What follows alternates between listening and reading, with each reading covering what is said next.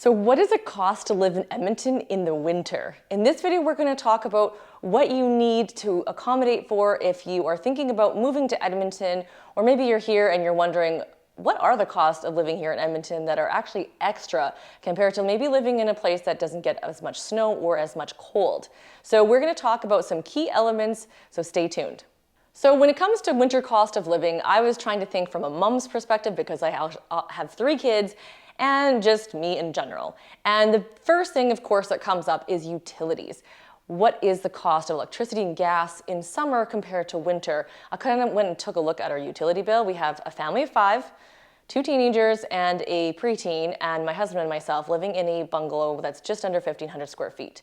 Now, we do live in a newer home, so there will be some technically cost savings because we don't have heat escaping from the windows. If you're living in an older home, you have to accommodate for that. There are some things and hacks that you can do, not tinfoil on the windows, but there are some things you can do to increase, for example, your R value if you increase the insulation, because typically older homes don't have enough insulation to keep the heat in. This will actually keep your costs down. So we took a look at our utility bills, and it was a little bit of a shock when we looked at January at $470 a month versus in summer at $200 a month. Now, we also have AC, so that was AC running. And we do have, of course, we have a furnace, we have an HRV as well, and we have a gas hot water tank. If you have an electric water tank, it usually runs you a little bit more money because electricity at the moment is more expensive. So utilities is a big one, and here's the question. We keep our house about 21, 22 degrees. If you keep your house colder or warmer, then obviously that's going to change as well too for your utility bills. But that's number one cost to think about in the winter is your utility bill cost. Next thing I thought of was actually your car.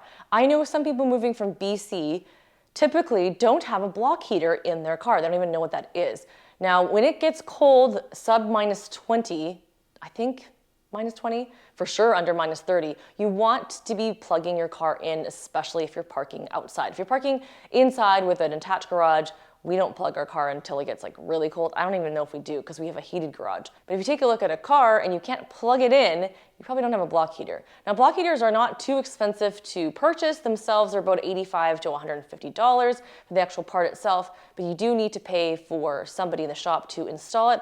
I don't recommend going on YouTube and doing this. I recommend getting a professional to do it. You do not want this to fail. And they usually charge about a 1 hour shop rate, whatever that is. Now, you also could purchase a car in Alberta versus in BC, and the cost difference there is going to be a PSD savings, and like I said, the actual block heater is not super expensive, so the biggest saving you're going to get is in purchasing without PSD. So something else to do with the car, and people are always wondering, especially when the first snowfall hits, all the tire shops get phone calls because winter tires. So we have 4 seasons. We don't do the winter tires and summer tires, but if you have that, winter tires need to be changed out because winter tires cannot be used in the summertime. It's going to wreck the tires and how they work.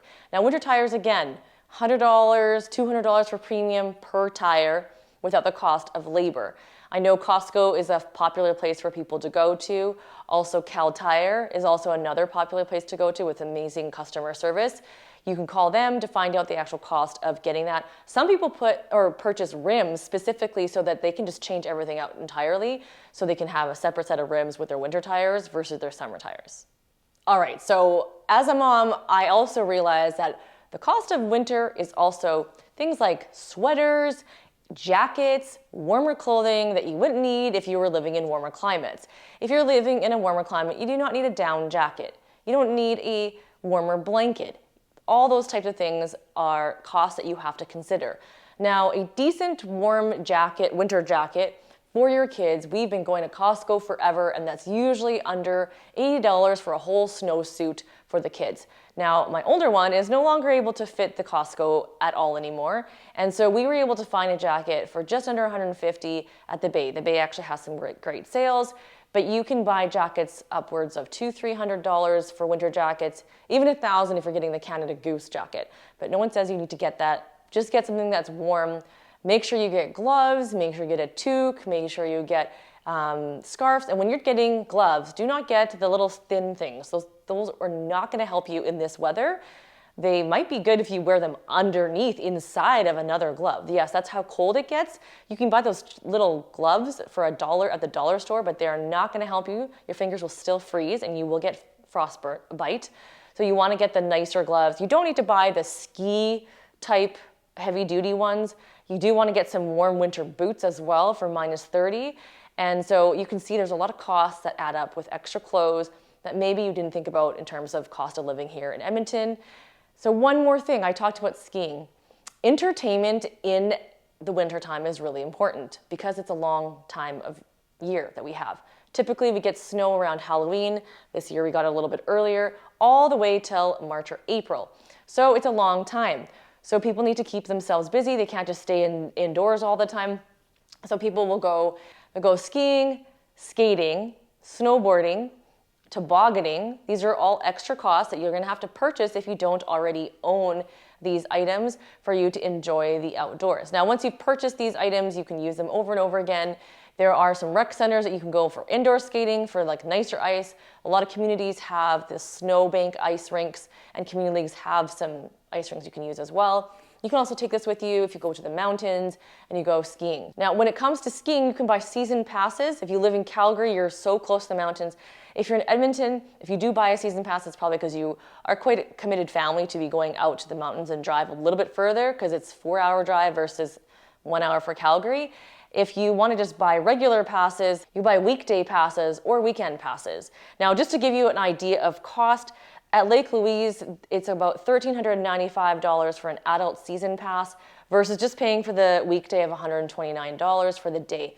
So obviously you need to be going quite frequently to make that season pass well worth your time. Another one is Marmot Basin. That's $16.22 for the season pass versus $105. And Nikiska's in Kananaskis, it's actually one of the more affordable ones, and it's $989 for a season pass and $89 for a day pass. Now, Kananaskis is also really close to the Nordic Spa, which is a really phenomenal place to check out, especially in the winter.